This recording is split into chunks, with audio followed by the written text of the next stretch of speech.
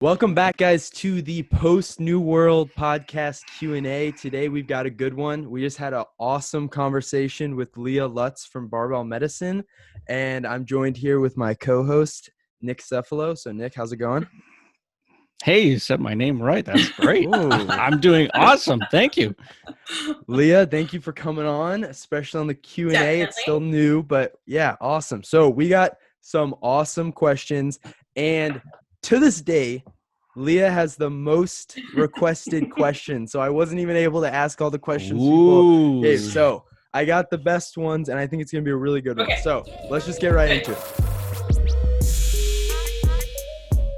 Do you have any advice for someone trying to build a habit or a routine of training more consistently? Oh, that is a good question. Yeah. Fire away. I know, right? So my advice when you're trying to build that new routine would be, number one, you need an actual plan, right? So one of the biggest mistakes someone can make is they can have a general goal. I want to train, I want to go to the gym, and that's as far as they take it. So you've got to make it nice and specific. Like, I'm going to go to the gym 2 days a week. I'm going to go to the gym 3 days a week. And then these are the things I'm going to do at the gym. I think breaking it down like that is very important. Then I think after that, recognizing that every step forward is movement in the direction that you want. And it's going to take time and it's going to take practice, and you're going to have some moving back, but that's okay. It's not going to be linear. You're going to have this up and down, but you making the decision tomorrow to go to the gym is important. And what you get done there matters. Even if it's not exactly what you had written down, or you have some questions about it, that's okay. You did it. You made progress. You're moving forward. So when we're talking about that building a habit, it's having distinct goals or steps to take, and then knowing each step that you take, even if it's not all in a row, is progress. Yeah. Boom. Good. Yeah. Off of that, right. You ever experienced a disinterest in training? And if so, how did you work around that to kind of spark your interest back to get back into the gym and be excited about training? Yes. So I've had my most major problem in getting into training was after I had rotator cuff surgery, and I was just so depressed and distraught and didn't know what to do. But I still, sometimes I'll remember like how difficult it was. So that's when I first hired a coach and said, I'm not pulling myself out of this funk. So I'm going to get a coach who's going to give me a plan. And it's kind of what I just said in my last answer.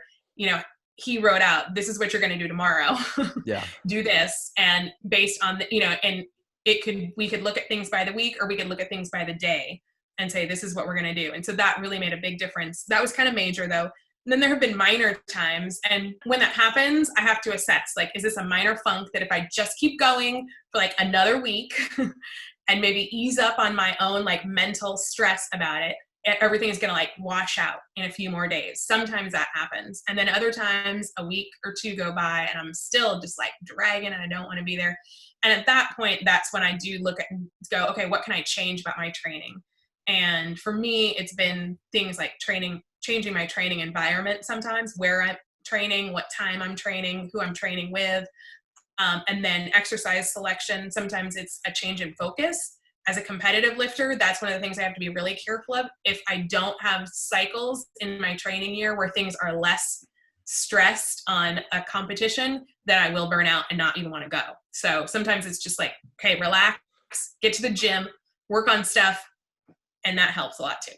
Yeah. And that was like the first, you just hit, right there. That was the first thing that came to my mind was like, oh my gosh, people dread a certain exercise. It's like, well, okay, is that one exercise worth you not going to the gym at all? Why don't you just change it to something you enjoy doing or you're excited about? Yes. So yeah, that's awesome. Yes. Good tips. So I think it also, there you go, Nick. hold on, wait a minute. Nick, let's see it. I just think it also is a good reason for why we like to use like auto regulation stuff. Yeah. Because if you have this forced, like, I got to hit this number, Oh, yeah. and if you wake up the morning of a squat and you're like, my God, I have to hit so-and-so for a set of 6, screw that. Yes. Then you just like, you've already set your day up. Already feeling defeated. Yeah. So auto regulation is your friend. Oh, Yes. there you go. Excellent. Nice little tip there, Nick. So Thanks, bro. So I did some digging, and I found that before you were a coach, you had a couple other jobs.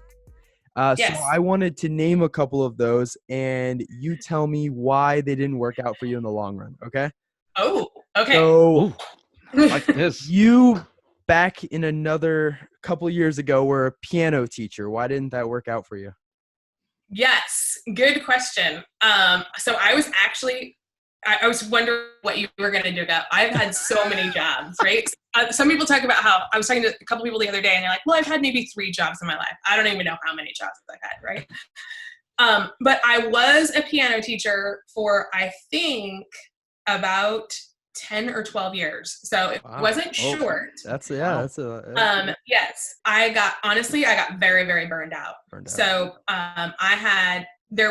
in particular, there were a couple of years where I had so many beginners that I would have like 10 or more beginning piano students in one day, which was my big mistake, having them all together. And I just remember walking around the studio thinking, this book, I hate this book, and every kid is like murdering this song.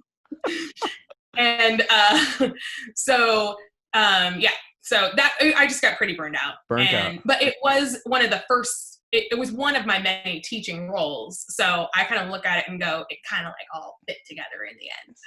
Yeah. So you probably could use some piano teaching autoregulation yourself. Yes. Yes.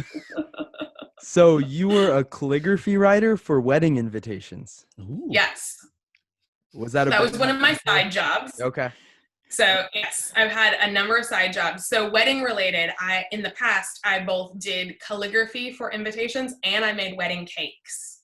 Cool. For a number of weddings. I'm getting married this summer if you want to come out of retirement. Right? Yeah, coming out there. Yes. Right? And so for a while there, and the calligraphy was all like word of mouth. But of course, once people find out you'll do it, then, more and more people want it done. And for that time in my life, it was a handy thing to do. I would just do it in the evenings and watch TV and, hand letter all these invitations. But then as life got busier, that was just one of those things I let go. And wedding cakes was way too stressful. I can understand that. Yeah. Sounds yeah. Okay, and then the other big one that I found that you did, and you talked about it in the podcast, but you were a middle school English teacher. Why didn't that work out for you? Yeah. So I was a teacher for about 19 years. Woo! Yeah. And that's the one job that there are parts of it that people will ask, there are parts of it I do miss. There are parts of a classroom that I miss. There are parts of that just teacher-student regular interaction that is different than coaching, but that I miss. But I was so excited when I really evaluated everything to make a switch to full-time coaching and there were enough things that were bothering me about teaching. Teaching teenagers isn't easy. Working with their parents at the same time is often complicated, and so something that I wrestled with, I think probably it was at least 2 years. And it was at least 2 years of me working part-time as a coach and then full-time as a teacher. And the guys at Barbell Medicine would tell you about the conversations that would happen inevitably anytime we're sitting around a dinner table, and who knows when it would happen. All of a sudden it would be it would get stated, Leah, when are you quitting? When are you quitting tomorrow? You quitting tomorrow? We'll pay you $1 more than you make so you can quit tomorrow.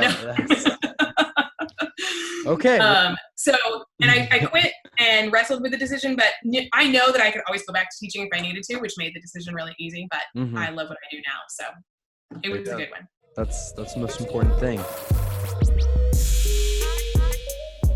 What are a couple of your goals for 2020? As far as anything? Anything. That can be in the gym or outside of the gym. Yeah. Do you have any goals that you set for yourself? More pickles? Right? Do you like pickles? I love pickling vegetables. And some people make fun of me, and then other people understand why pickling vegetables is so fantastic.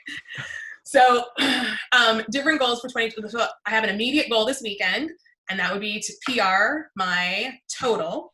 So, and I was talking to my dad, who's going to handle me at this meet. And, Nice. That's awesome. you know, yep. He's Hell definitely the powerlifting dad. He knows everything now about powerlifting. Nice. Yeah. So my goal is not so much particular PRs on lifts, but I want a notable total PR. So Nice. that's a change for me to have really wrapped my head around the fact that if I'm a competitive powerlifter, I have to build a total, not just care about my squat. So progress, but big goal, right? And then other goals, some of my funky goals. One of them would be that I've decided that at some point during this year, I'm going to dedicate 10 to 12 weeks to just run through pastries, and I'm just gonna make all those different pastries that I haven't actually made for 15 or 20 years and make sure I can still make them. So croissants and danishes and maybe an opera cake or something like that. So an opera cake. That's a tough one. Yeah. Just eclair, let us, whatever it is. Let Nick and I know when that's happening, and we'll we'll be right? Yeah. Exactly. So that'll be going to be suddenly really popular for 10 weeks. Yeah. The opera cake is an 11 layered cake. It's very it's very tough. Oh, okay. Yes. Well, those are so that's another fun one. Yeah. Those are cool goals. And then business wise, I want to expand. I have a lot of personal clients. In fact, most of the time I'm full as far as personal clients go. So I want to be more deliberate in ways that I can offer free services or education or things like that to the general public. So, kind of expand my coaching from here, I'm coaching my clients, to finding ways that I can write more, say more, put out more information. Yeah. Cool. That's awesome. So you talked about pastries, but do you have a favorite thing to cook? Yes. So yeah, you bake pastries, man. Right? Oh, sorry. Oh my gosh, sorry. Oh, the embarrassment. Clear that up quick.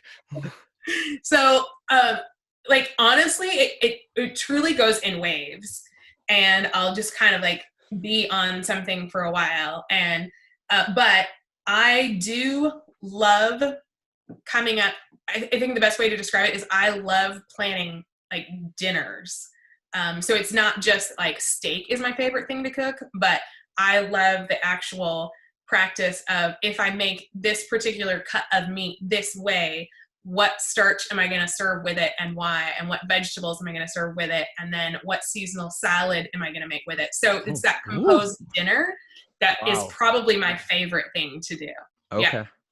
Well, my specialty is it's a mixture of really kind of dry and chewy chicken that I make. I overstuffed the Instapot because my mom got me the smaller one, so I got to make my week's worth. So it's a little overstuffed. So I think that causes it to be a little dry. And then I make a mean taco meat every week. So right? Hey, taco meat should be in everyone's staple. I agree. I completely agree. What about your homemade snack mix you had on Instagram the other day? Oh, pretzel sticks with something. It was a mixture of cashews and pretzel sticks. So yeah, there you I'm go. coming out with High a cookbook cuisine, later. Right? Yeah. Right. And then I do kind of have this goal. I don't know if it's going to happen now because of work has gotten busier than I thought, but I was hoping in 2020 that I would take a continuing education class at the Culinary Institute of America, but I'm not sure if that's going to happen this year. So we'll see. Cool. There could be more food to come. Yeah. There you go. Okay, so off of food, we have weight loss, right?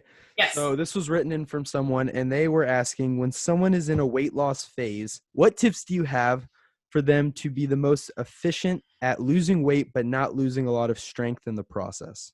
The standard answers are probably the best. You know, you've got to keep your protein up.